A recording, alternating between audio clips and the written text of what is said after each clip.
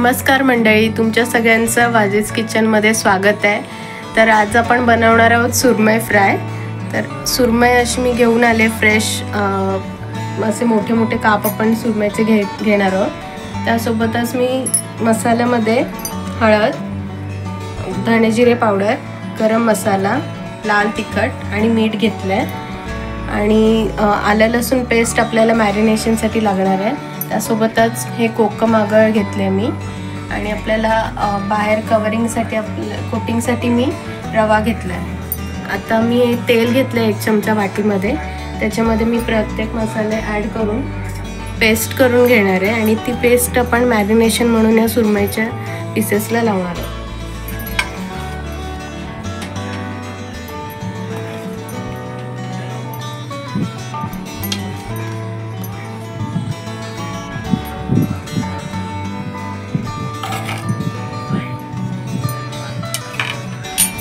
आता हे मसाले मी तेलामध्ये ॲड केले, तर मी याच्यामध्ये थोडंसं कोकम आगळ टाकते। तुमच्या आवडीनुसार तुम्ही कमी जास्त क्वांटिटी ठरवू शकता।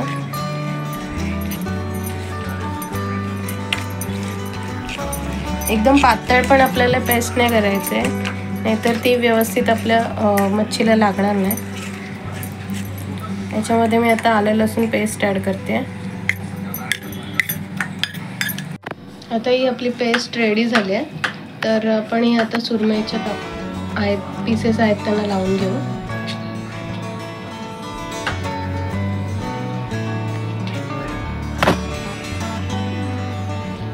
अशी दोन्ही बाजूनी पेस्ट चांगली आपण हे मॅरिनेशन व्यवस्थित करून घेऊया, जेणेकरून ते मसाले आतमध्ये मुरतील व आपल्या मच्छीला खूप छान अशी टेस्ट येईल। आता हे आपली पेस्ट लावून आपण मॅरिनेट करत ठेवूया 15 मिनिटासाठी। त्यानंतर आपण हे फ्राय करायला घेऊया। आता हे फ्राय करायसाठी मी इथे तेल तापत ठेवलं आहे पॅनमध्ये।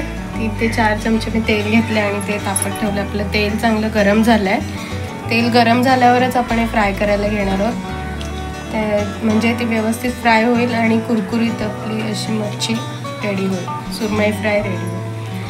आधी आपण हे एक पीस घ्यायचं, असं व्यवस्थित त्याला मसाला लागला आहे की नाही ते चेक करायचं आणि ह्या रव्यामध्ये डीप करायचं।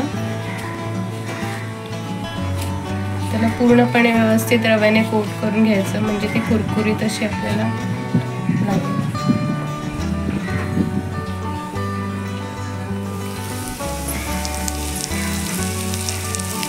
अशा प्रकारे आपण हे मच्छी फ्राय करून घेऊ।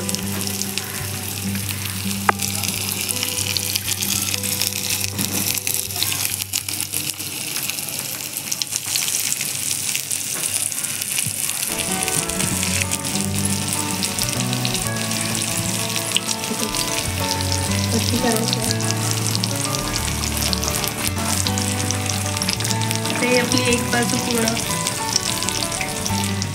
आता आपण ही मच्छी 10 मिनिटासाठी एक बाजूने पूर्ण फ्राय होऊन देऊया आणि त्यानंतर आपण ती पलटी करूया।